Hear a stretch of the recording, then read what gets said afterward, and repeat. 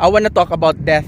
Just recently, yesterday, I've heard a bad news about a family friend of us just passed away.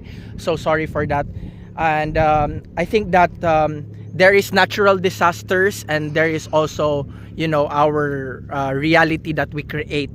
And I think that if we are focused on our goals, if we are happy with our life, if we are true to ourselves, into our course, in which path we wanted to, I think that the fact that we are happy and we are in a positive vibration, death is much more far from happening into us, because death is the opposite of life. And if we are living life to the fullest, if we are happy with what our mission is in our life and what we can contribute, we know that this time is not, it's just physical, and what's important is spiritual.